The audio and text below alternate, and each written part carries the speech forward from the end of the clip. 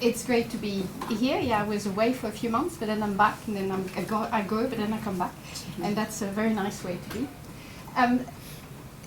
So we've been wondering what technical topic I was going to talk about, and in shipping and the marine environment, and so the conclusion was that onboard carbon capture and storage was still a topic, in fact a bigger topic now than it was before.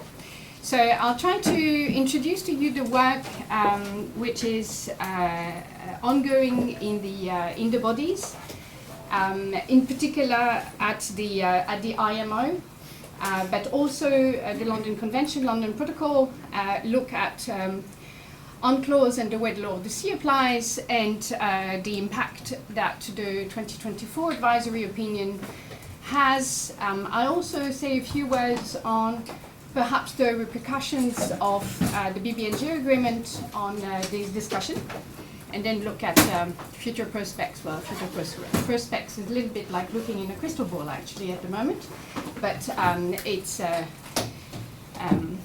worth thinking about. Do interrupt me actually if you think that it is unclear, rather than wait for conversation at the end. I can enlarge, shorten, depending.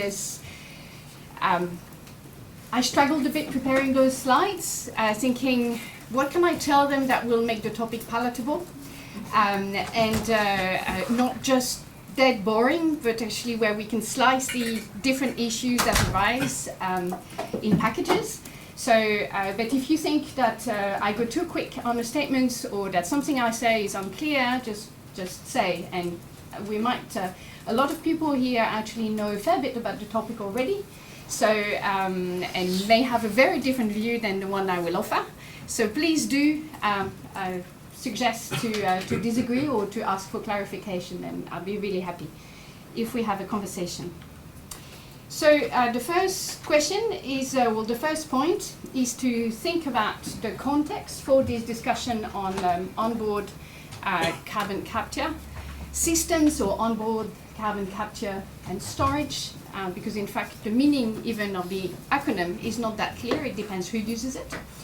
And the context, since it is onboard, so it's a shipping tool, and we're going to go into the way it can, the form and the technologies that it can be developed with, is the IMO greenhouse gas strategy. So there was no such thing as OCCS not so long ago, and it's really the 2023 ambitious greenhouse gas strategy at the IMO, with the objective of reducing carbon dioxide emission by at least 30% by 2030 compared to 2008, and 70% by 2040, which is quite aggressive.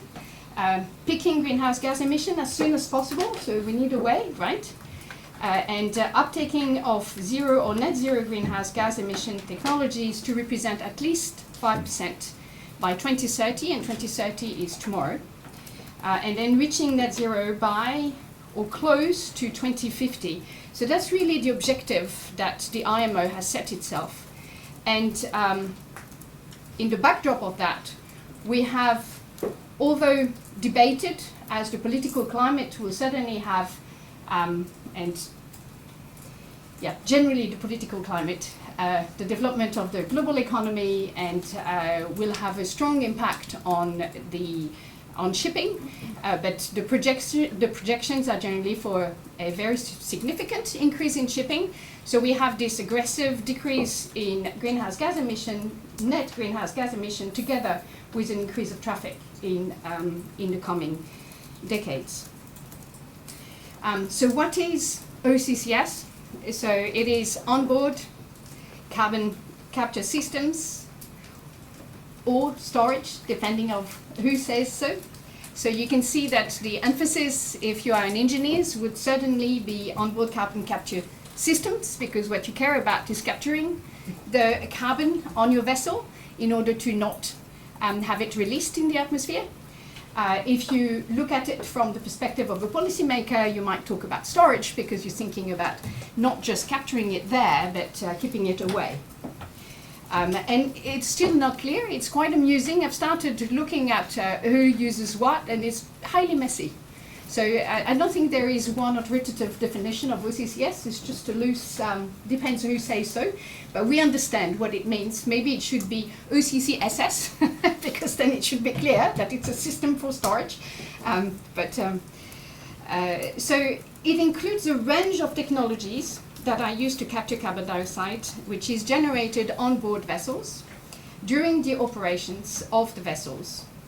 And the aim is to store it for offloading and treatment, whether it is then for reuse or it is to be sequestered in geological formation, whether on land or subseabed geological formations.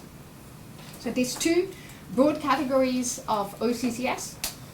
There is the one that is the most talked about at the moment at the International Maritime Organization is the post-combustion one, since it's the one that can be installed on a vessel. It will capture the dirty stuff out of your exhaust gas, and it will trap it in it will separate it in different parts, and certainly the carbon dioxide, hopefully pure enough, will be stored in order to be reused or sequestered. And so that's and there's, again, there are many technologies that exist for post-combustion. And there's a pre-combustion separation mechanism that separates the carbon before the combustion. And in this case, what you can think of is the conversion of that carbon with the use into hydrogen in order to feed fuel cells. And that's still fairly, it's not very popular in the shipping industry. It is more popular in other industries, but it might be something which is coming down the road, and it has different repercussions when you think about the quality of the carbon that has been sequestered, and therefore the use that can be done with it. So when we're thinking about OCCS, it's interesting to look at it in the context of the discussion that's ongoing at the IMO, and the immediate and the greatest fear, certainly of the environmentalists, would be for OCCS to be used in order to continue using the same dirty fuel as before, and so you would have absolutely no transformation and simply have the carbon being captured and then in the hope that it will be stored away somewhere safe. But the reason why, even if we go along with the greenhouse strategy and we assume that the greenhouse strategies will be complied with in good faith, and that the mechanisms that are put in place by the IMO do function, when we're looking at the new fuels that are being envisaged, they still emit carbon dioxide. So, and this is where it is important to have in mind the fact that we do need some mechanism to deal with that carbon. If we're going into a net carbon world and we are using propulsion mechanisms that will emit carbon, then there is a need for a way to do something with that carbon so that it is not released into the atmosphere, nor the ocean. And so these are examples. So you have the best regular fuel of today. Whoops. Here, and this you can see how, despite a neat improvement in carbon dioxide emission that you can achieve with different type of LNG and LPG, methanol, ammonia, much better, but you still end up with some carbon emission, and therefore this question arising about what do we do with that carbon dioxide which is being emitted. So this is why, in the walls of the International Maritime Organization, and certainly within a large part of the shipping industry, OCCS is commonly viewed as a solution. and an effective decarbonization method. Leona, Yes, please. Just to clarify, is that CO2 emissions or CO2 equivalent emissions? Yeah, it's probably equivalent Yeah. emission. So Yeah. it's not just CO2. No, that's right. So that would be the kind of things that would be lost on part of a certain number of people. But in that sense, we still, whether it's equivalent or not equivalent, so the result is not the same quantities, right? But we still have this net quantity of having to deal with, even if it's not the same one. Yes. I think just to note for everyone that I think IMO is moving to a well-to-wake calculation as well. We're getting there. Yes. So, yeah. I just wanted to flag here, we're going to look at what it could mean to have onboard carbon capture storage systems on board vessels. There's a number of really useful reports. So for those of you who are not familiar with it and would like to know more about it, there's certainly quite a lot of literature now available, and this DNV report, I found it really useful. So that was just, the slides will be available, so you will have all the link you want. Normally, I do not, as a rule, I do not provide a figure without the source, so you would have the link to be able to retrieve it. Yeah, so before I get to the well-to-wake and the approach of the IMO, because so one of the, yes, there's a strong push. Now there's a series of constraints and concerns, and so some of those that you can hear and can be read in a number of papers that have been submitted at the IMO are space requirements. Because the capturing, so depending on how much carbon is being produced, if you're going to capture it and you will offload it on arrival somewhere, you have to store it in the meantime. So that raises issues of space requirements on the vessels and how much refitting might be necessary, whether you can use a normal vessel or whether you actually need to custom build it for that purpose. Water and energy consumption, some of those technologies are actually quite energy hungry, so that really raises the questions. The capture rates varies greatly depending on the different types of technologies. So there's important concerns in the industry for insufficient port infrastructures and a lack of defined pathways for offloading. So it's just as well you've organized it all and you have stored it on your vessel, and then what? Safety concerns with the handling of carbon dioxide is obviously carries a number of risks, including asphyxiations and toxicity. The cost is also being raised as an issue. Now there's a cost in all of these transformations that are needed. The waste treatment,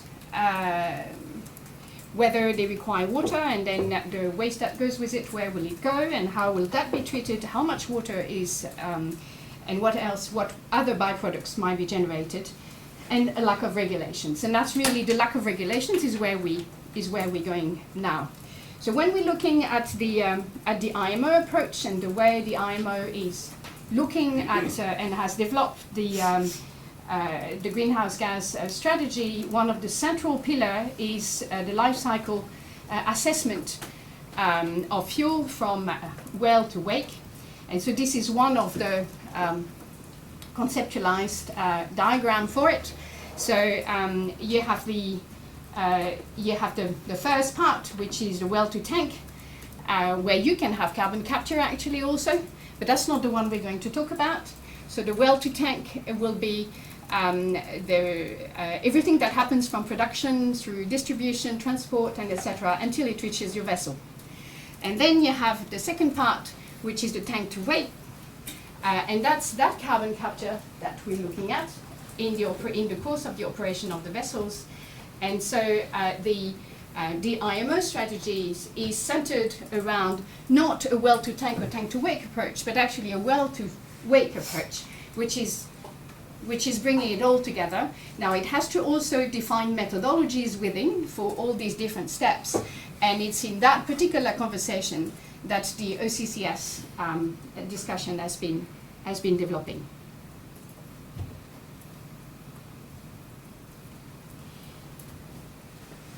So, as I said, OCCS is new at the IMO. I was trying to trace back the first time that I heard about it, and I think, for what I could see, judging my notes and looking at the documents, it's really not before 2022 that it was discussed at the International Maritime Organization. That's not long ago, right? It's 2 years ago. And it came up, obviously, in the context of the implementation of the strategy, the discussion on short-term and mid-term measures, so knowing which of those measures being adopted by the IMO in order to develop this greenhouse gas strategy, how they were going to do that, and the need for carbon capture and sequestration to be used in that process. So in 2022, so that was MEPC 79, this came up, and there's a number of delegations that said that there was a need for a holistic approach, and we could not continue that conversation without including OCCS. And there was no true opposition, but there was no time to deal with it. It was not a priority in the negotiations. We had not yet adopted the 2023 greenhouse gas strategy, which was really the main topic of the room and what everybody had to agree on. So it was pushed down the road, and it was pushed to July 2023, where the proposals and the points that had been raised in the year before were considered. And there was there's a joint paper which is quite ambitious, very well thought through, by China, Japan, Liberia, Norway, Korea. I mention those because what is quite interesting is that all of them except Liberia are party to the London Protocol. And so we'll get to that when we will look at the London Protocol after. And so they proposed that a new work stream on CCS at the IMO be developed, and that a regulatory scoping exercise be undertaken, and that similar guidelines to those that had been adopted for scrubbers. So for those who are not familiar with that, scrubbers for sulfur dioxide have been developed a while ago now in order to, as a means to comply with the regulation on sulfur oxides and dioxides emissions without necessarily using the fuel that had decreased sulfur content. And so at least as a temporary, hopefully temporary, at least a measure of compliance. And there's been extensive conversation at the IMO, which are still not closed, on the way these should be regulated. There's strong disagreement on the way it should be regulated, but they are non-binding guidelines, nevertheless, that have been adopted. There's a number of states who want stronger regulations, and there's a debate on whether open-loop scrubbers should still be allowed, given what we know today. Open-loop scrubbers are scrubbers that actually leave the waste that has been collected be released in the marine environment, whereas closed-loop scrubbers only leave a tiny bit go, and then the rest will be disposed of in port infrastructure.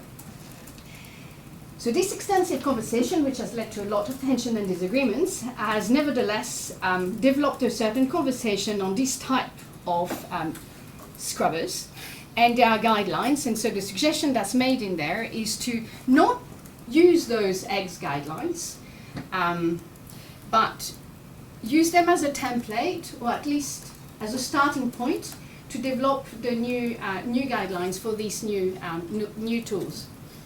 Now, they also highlight in that paper the need for an environmental integrity approach that would include consideration of the London Convention and the London Protocol. And so that's the work of the London Convention on Protocol, the fact that those 4 states are a party to the London Protocol would not be by accident. So the conversations at Conwy were still just there.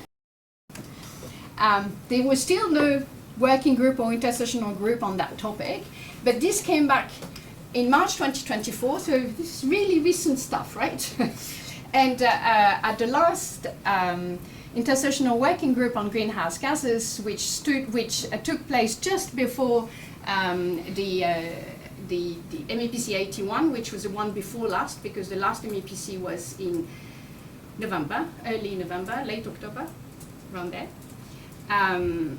So a very short time ago. They agreed, they pushed the discussion, they discussed, disagreed, and etc., and pushed the discussion at the MEPC, and that led to the decision that a work plan was needed. And so we now, since then, we've had an intersessional working group on the development of a regulatory framework, of a work plan for a regulatory framework at the International Maritime Organization. And this, the report, so this is ongoing. I've seen drafts, so I can't say. But it's the reports will be public ahead of the meeting, which is in April 2025. I expect that they will be online probably in late January. Actually, late January at the latest, because that's the deadlines for all comments.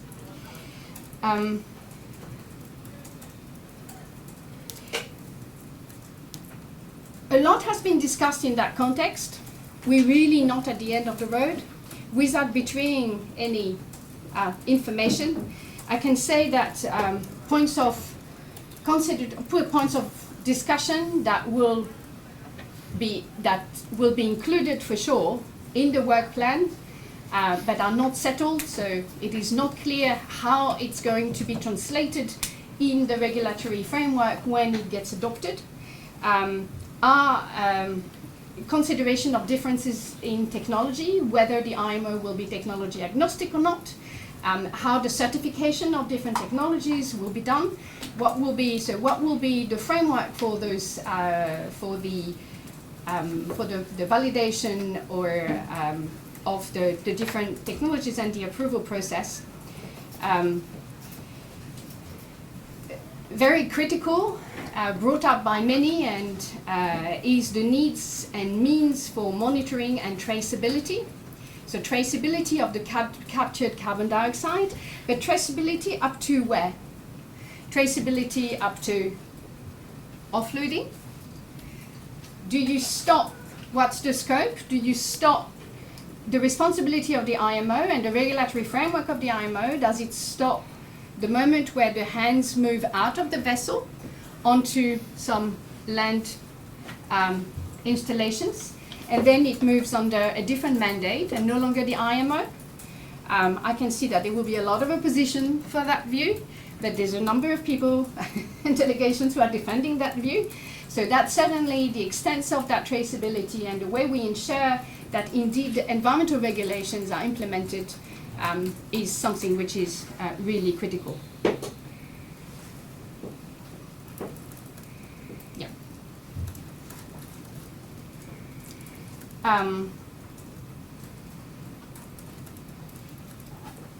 That's a procedural point, which is which I found an interesting one, and I don't know what the repercussions will be.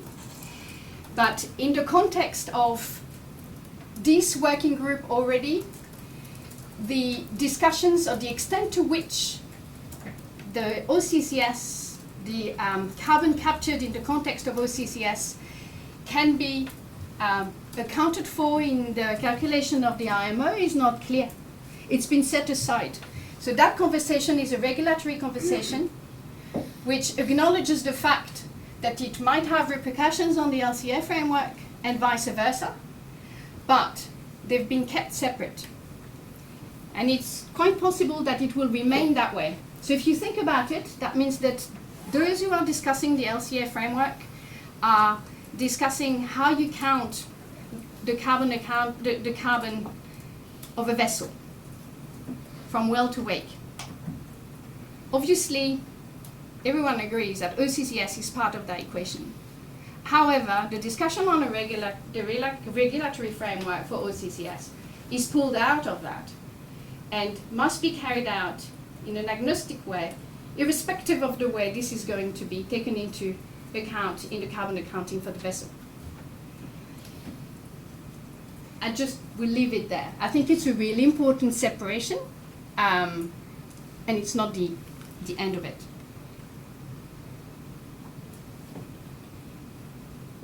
So that's all. I mean, this is ongoing now, so I can only say ... We'll see for what follows, to be followed at the IMO. So I would like to move on now to the London Convention on Protocol. Is that okay? I haven't made another faux pas on the language.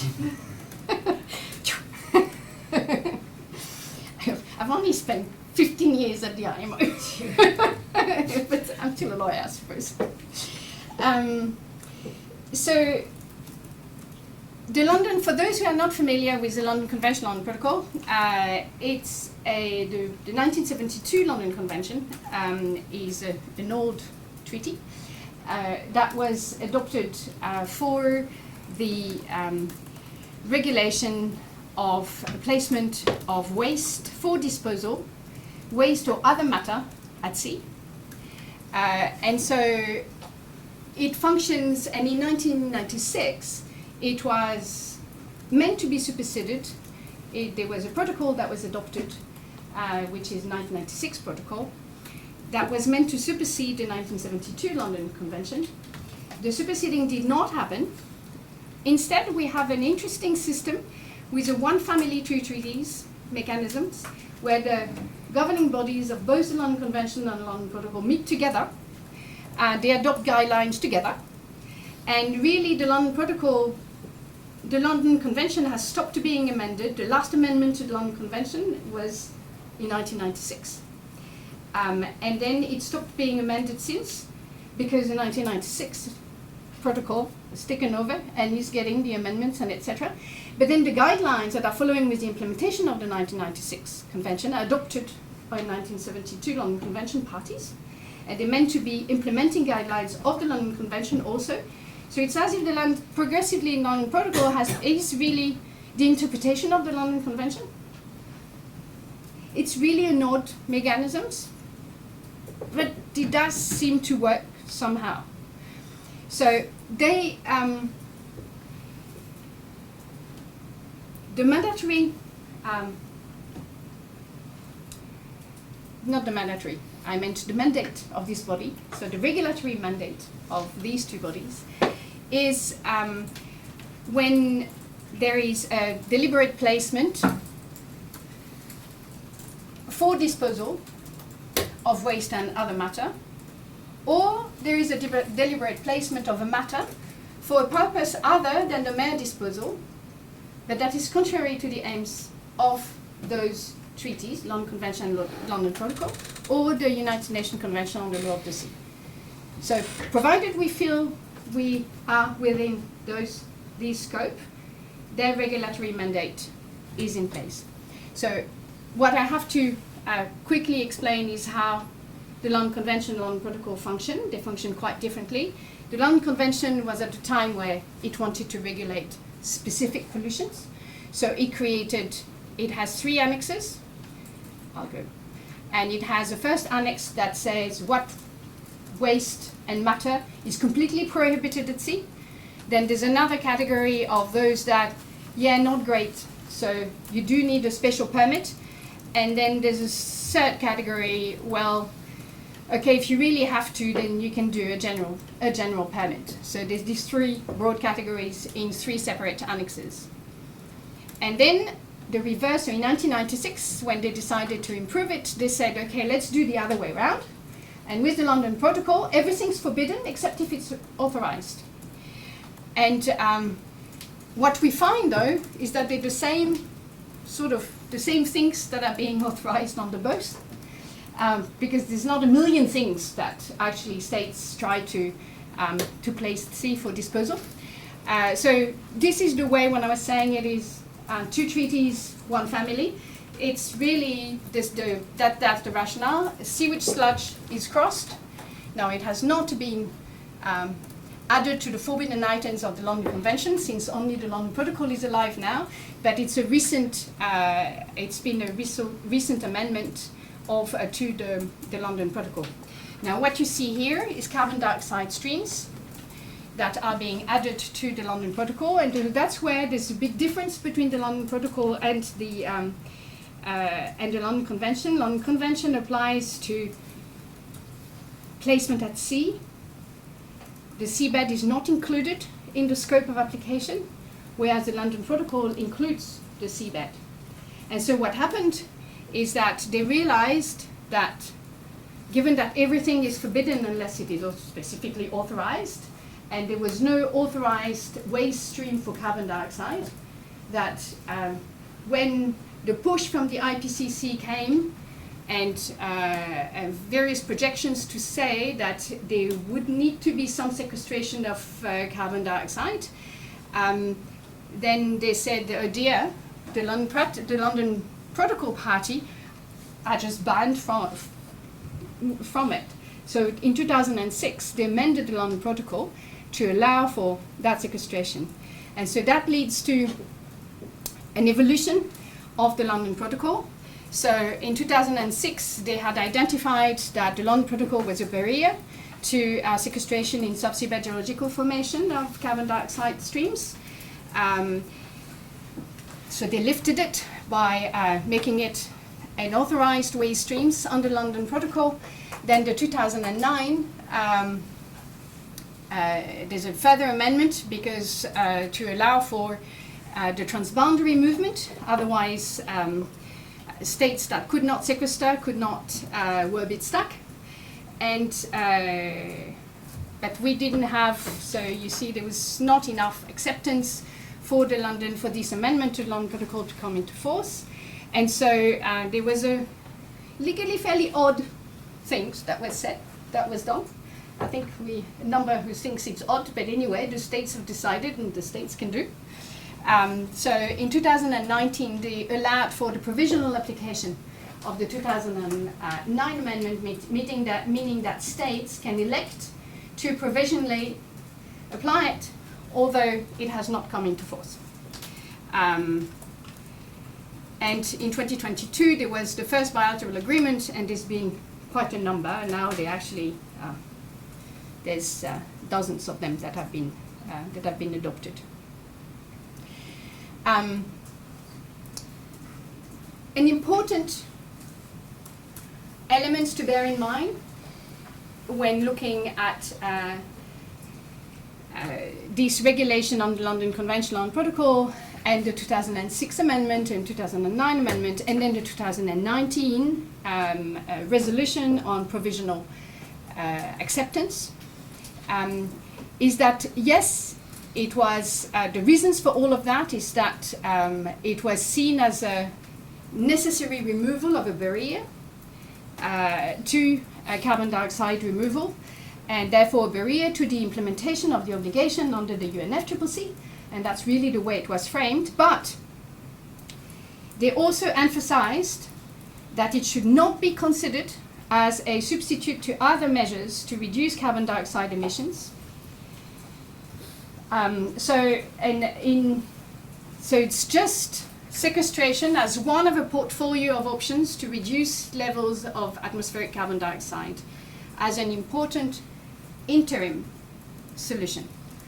And so with that, in the context of the LCLP, there's a number of the states who said that this should be limited to a hard-to-abate sector, and there's a conversation on CCS being limited to hard-to-abate sectors only, with lack of clarity on what a hard-to-abate sector would be, and not clearly a consensus, at least for now, on that particular point. Every time, every resolution, every discussion at the London Convention on the Protocol meeting that talks about CCS, this is reminded and comes up. So it is not just something that was in passing at the very beginning in the first preamble, and then we don't talk about it. It is a recurring and rather increasing concerns. So how do you manage both the need to sequester, but also the fact that it has to be for the delta that we need to, for the fixing period that we need, so that we get to decarbonized situation, so that it's not further.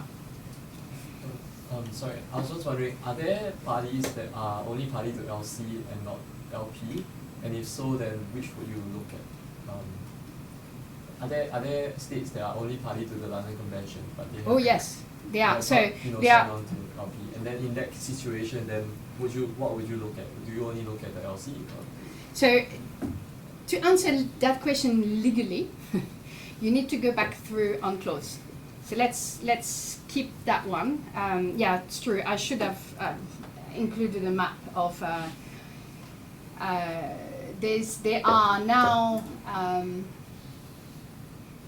55 parties, I believe, to the London Protocol. Together, the London Convention on the Protocol, there's 101 or 102 parties. Importantly also in the context of UNCLOS. Yes, please. So what I understand is parties who are signatories to the London Convention, they, for the transboundary transportation of CO2, they will require a permit. But the ones which are with the London Protocol do not require a permit at all, just yes, they agreement.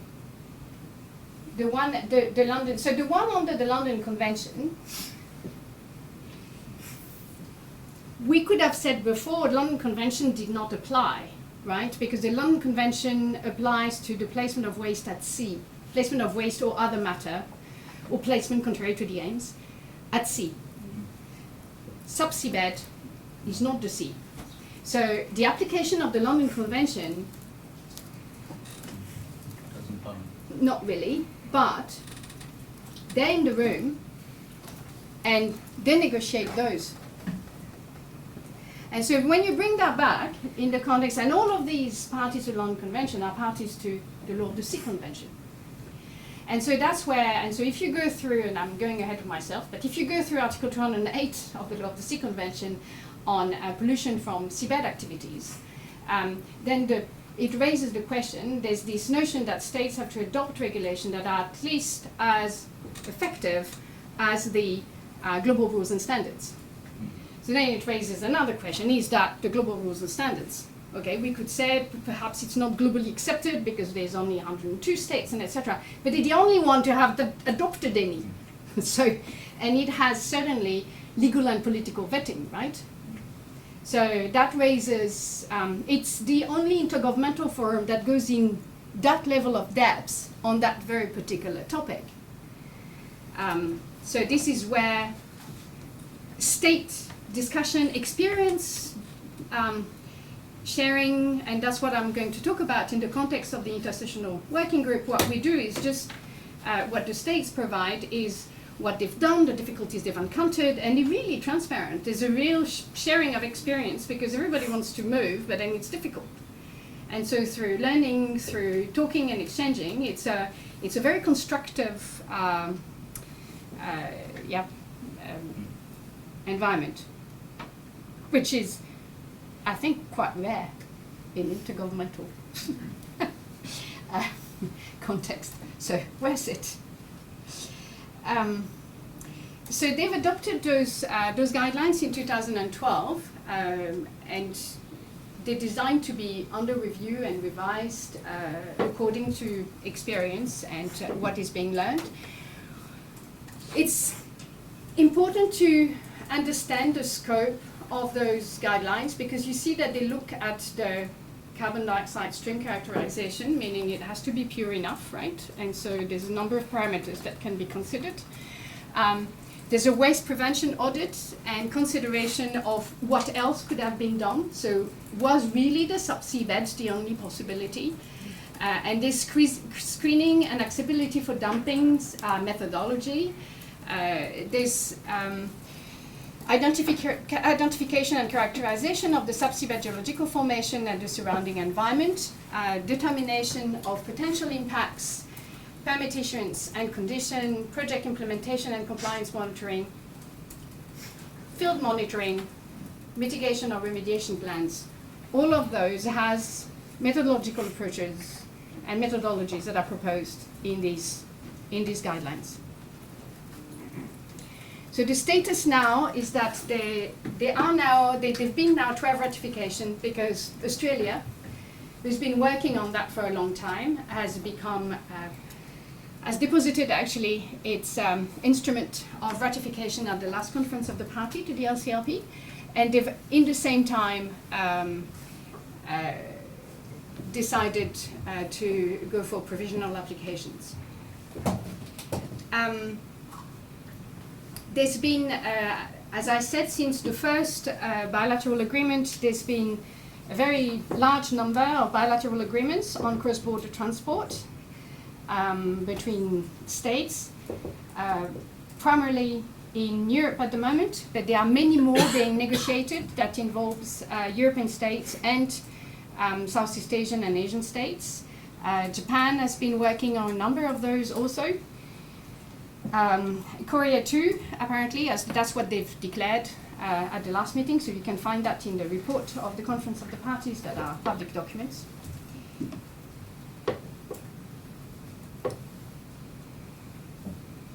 One of the tricky points, which is actually dealt with also in the guidelines and in the amendment, the 2009 amendment itself, is the export to non-contracting parties.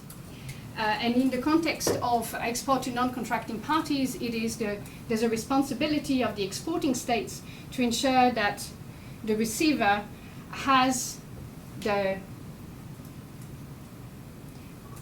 regulation and ability to ensure implementation of what is expected under the London Protocol. It's actually, if you think by analogy, it's not dissimilar with what is expected for the transboundary transfer of waste under the Basel Convention with the prior information consent, and the fact that there is this expectation of ensuring that the states who's going to receive has the ability to sustainably manage the waste that they're getting. It is really the same idea which is being put in place there. Now, what is highlighted by those who are watching space and doing inventory of ongoing CCS projects and telling the numbers for us, is that we're really not there. That's what so in 2020 the International Energy Agency had done a roadmap on the basis of the IPCC recommendations and said that there was 4 gigaton per annum that was of carbon capture and storage that had to happen by 2030. And then they said, no, that's just not going to happen, that's not going to be possible. So they revised that, and in 2023, in their credible pathways to 1.5, they actually decreased to 1.2 gigaton by 2030. So the ambition keeps going down, because it seems that we've just hardly started. So there's a lot in the pipelines, but we're just not doing it.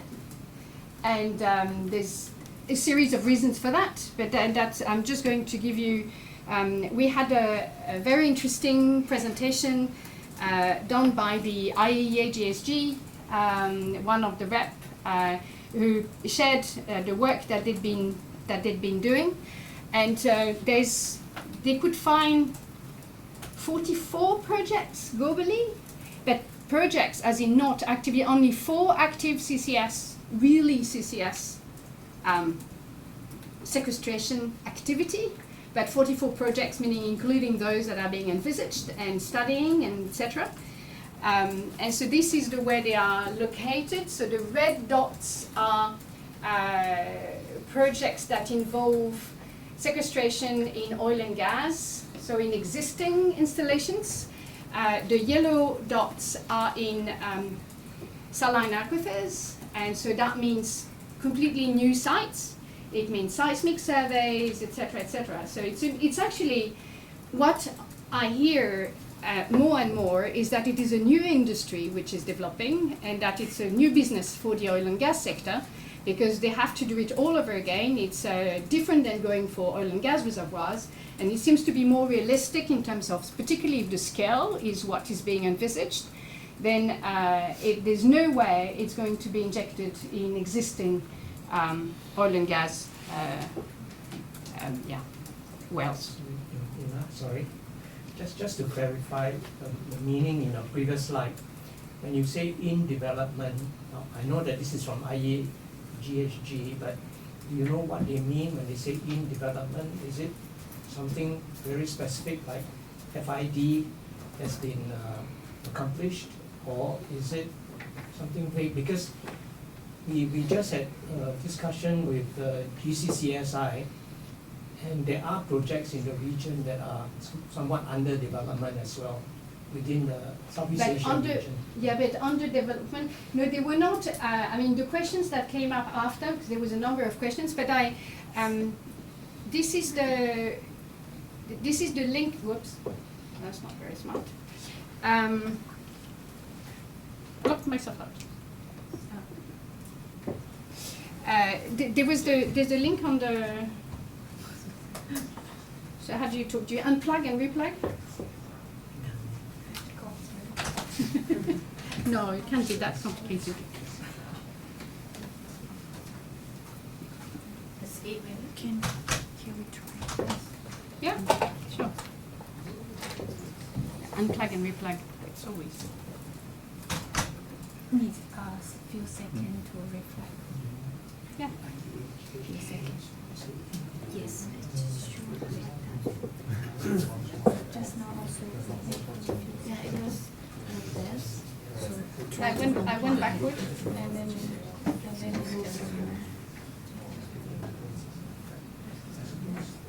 Oh, yeah. Okay. Back. Okay. Thank you. Yeah. Yeah. So this the presentation that was done by is online, as well as a reference to the material. I didn't go digging further. They were not very specific, as I remember, on the stage of development, but he kept emphasizing that they were not active sequestration, and they were not, so the same way then, I mean, I was thinking by analogy with the oil and gas development, when you, before commercial development, and you drilling, sampling, studying, but you're not yet in commercial operations. So, but no, I'm not sure more than that. It was the 4 sites. I don't think that even in the US, I don't think that they are yet active. So it was Japan. The 4 were Norway, Japan. I forget now the third one, the third country. It was 4 sites, but in 3 countries, and that was it, or that was, at least that's what they were saying. You know, I found it quite interesting because I find that there's discrepancies between what I hear and then what he said. And so much of the conversation, including, okay, no, but I've understood. It's my fault, as always. Okay, yeah, that's it. Much of the discussion emphasize, when you talk with the oil and gas sector, they keep talking about the non-oil part, not the depleted oil and gas field, but the new activity. And what I hear also from those who do seismic surveys, etc., is that there's a huge amount of work being developed towards the identification of new sites. And obviously that's for the new type of storage, not the old one. And I think that's going to change completely the landscape. But since we don't yet, since it's not yet true, then so I'm not sure how usable this information are as a result, because they're somewhat passé. We always try and catch up with assessment, right? They tell us the picture of yesterday, but not the picture of tomorrow.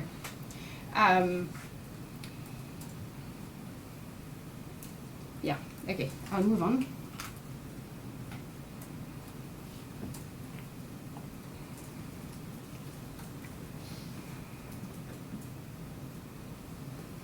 So, in parallel to whatever those who are trying to assess what's happening, there's the work that's ongoing at the London Convention on Protocol, and so that conversation is with states. So, when you look at the IAEA greenhouse gas work, they're trying to map and inventarize what the industry is doing. Whereas here we're back in conversation with governments. So this is the regulator, right? And there's been surveys that were sent in 2023 to collect and share information, including on the application of the assessment guidelines that I showed you earlier.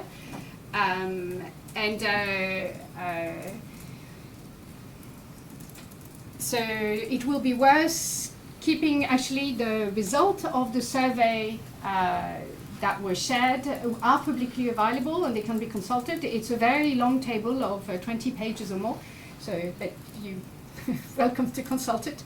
It's on the it's one of the public documents on the IMO docs, and so you can see that the states are not very advanced. I mean, most of the responses that you can read is that they're developing regulations, they don't have yet regulations, they have not authorized anything yet, they've had one permit or they've had no permit yet, permit applications yet, so it's really early days for them at a state level. It's trying to envisage what it is that we need to put in place for this to become, to be possible, and anticipating on the barriers so that when the activities come, they're actually ready for it. So, you asked about the application of the London Convention, and also, and so that leads me to a third relevant body of regulation, which is the United Nations Convention on the Law of the Sea.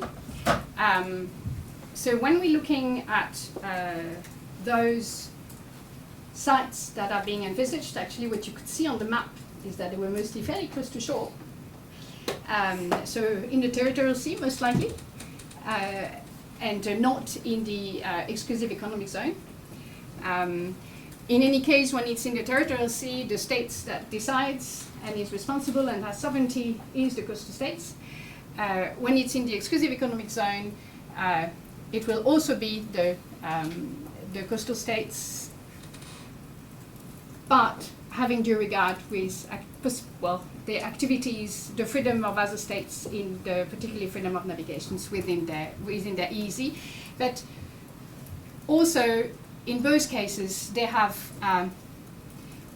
there's in fact, whether you're in a territorial sea or the EEZ, in terms of responsibility for adopting regulation to limit pollution, there is two broad situations to be envisaged.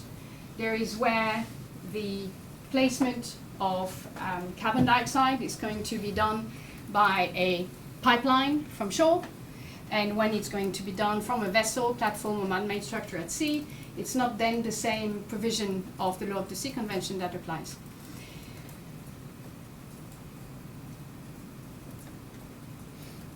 The most robust situation from a protection of the marine environment perspective, and certainly the one that leads arguably to the application of the London Convention, London Protocol guidelines, is if the sequestration is carried out from a vessel, platform, man-made structure at sea.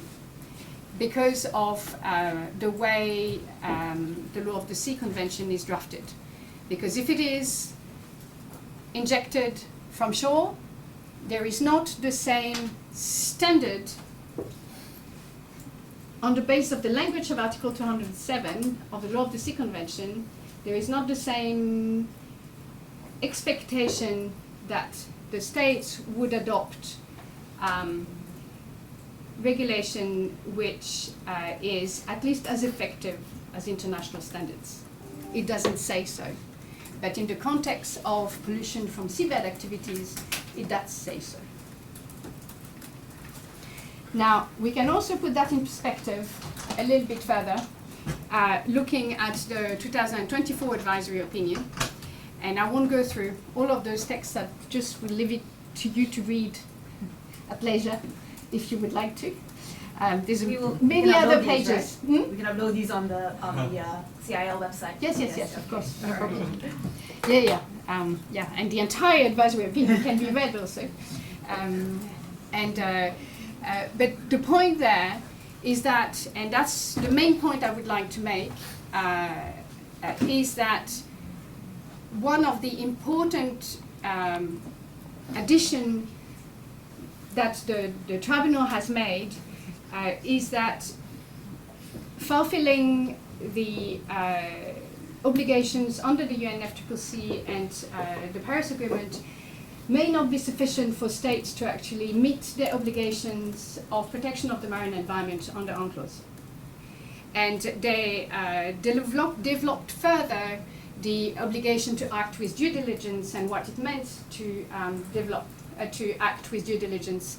And they emphasized the application to the context of greenhouse gas pollution from greenhouse gas emission. And I'll just so it is important because when I was just mentioning that perhaps Article 207 in the context of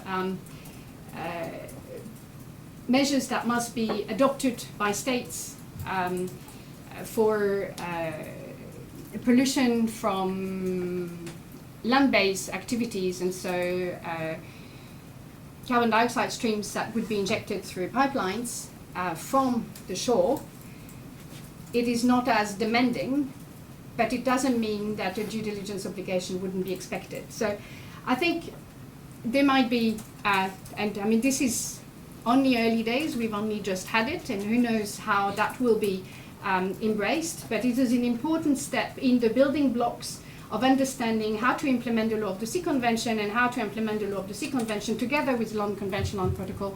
In that decision, in that opinion, the court also emphasized the application of Article 195 of the Law of the Sea Convention on the obligation not to transfer pollution from one place to another or transform pollution from one type of pollution into another.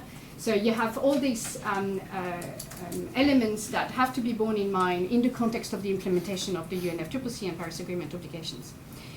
And so to conclude, I think that we really don't know where we're going, except that carbon capture and storage is certainly a path that states are working on. Some projections show that it's going to get huge. Other projections show that perhaps not. And then you see all of those, there's a very long list of barriers that's always provided. I think it's a question of political will. So, and there are many, many variables. So it was much longer than I thought. So I'll stop with political will. I think it's a fine, fine conclusion. No, thank you very much.